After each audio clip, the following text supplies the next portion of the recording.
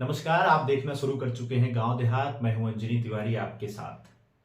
उत्तर प्रदेश में इस समय मौसम जरूर ठंडी का है, लेकिन सियासत ने गर्माहट ला दी है।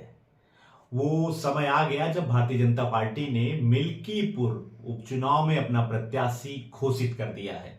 जी हां, लंबे समय के इंतजार के बाद भारतीय जनता पार्टी का खरमास के बाद मकर संक्रांति में अपना जो है प्रत्याशी यहां से घोषित किया है। वो प्रत्याशी हैं चंद्रभान पासवान। जी हां, काफी समय से कई सारे नामों पर जो है विचार हो रहा था। आखिरकार भारतीय जनता पार्टी को सीएम योगी का करीबी एक प्रत्याशी यहां पर अयोध्या के राजा कहे जाने वाले अवधेश पासी के बेटे अजीत प्रसाद के सामने एक प्रत्याशी को भारतीय जनता पार्टी ने अपना जो है नाम उसका घोषित किया है। उसका नाम है चंद्रभान पासवान।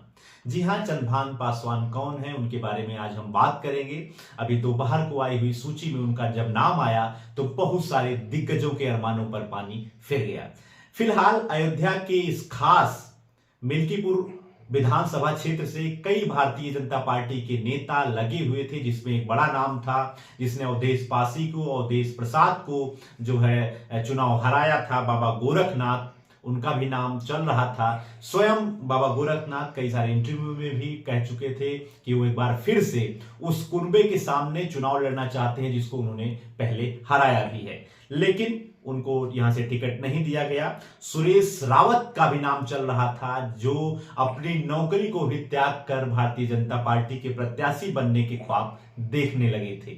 जी हां, इन सभी अटकलों पर विराम लगाते हुए चंद्रभान पासवान को भारतीय जनता पार्टी ने यहां से अपना प्रत्याशी बनाया है।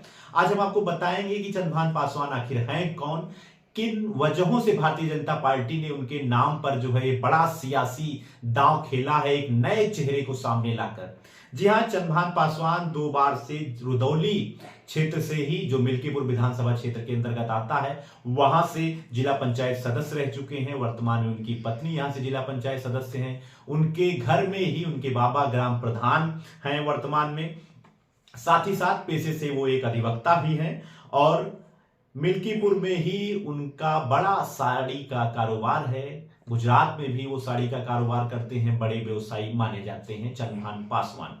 जी हां, चंद्रभान पासवान पिछले 2-3 सालों से जिला पंचायत सदस्य थे ही। उत्तर प्रदेश में एक ट्रेंड है कि जो भी जिला पंचायत सदस्य हो जाता है वो उस क्षेत्र का, उस विधानसभा क्षेत्र का अपने आप को प्रत्याशी स्वयं से ही घोषित करना शुरू कर देता है। फिलहाल अवधेश प्रसाद के बेटे के सामने जो चेहरा चंद्रभान पासी का सामने आया है, वो भारतीय जनता पार्टी के अयोध्या जिले में जिला कार्य समिति के वो सदस्य भी हैं। इस वजह से पार्टी में मेहनत करने के आधार पर भारतीय जनता पार्टी ने उनके नाम पर मुहर जरूर लगाई है।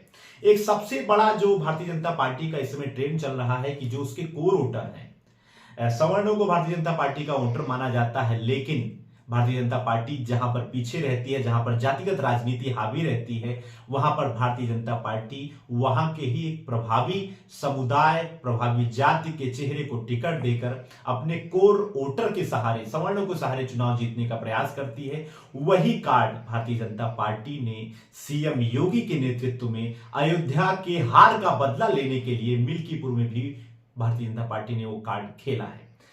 पासी समुदाय से चंद्रभान पासवान आते हैं। पासी समुदाय के ही एक प्रत्याशी के रूप में जो है अजीत प्रसाद इस समय समाजवादी पार्टी के चेहरे हैं, समाजवादी पार्टी के प्रत्याशी हैं। और आपको बताएं जातिगत समीकरण तो कुल मिलाकर 3.5 लाख से ज्यादा मिल्कीपुर विधानसभा में जो है वोटर हैं, और उनमें जो है सबसे ज्यादा संख्या 60,000 के करीब यादवों का है, जो कोर वोटर माने जाते हैं समाजवादी पार्टी के। पासी समुदाय के 60,000 वोटर हैं। गैर पासी दलित समुदाय के 50,000 वोटर हैं।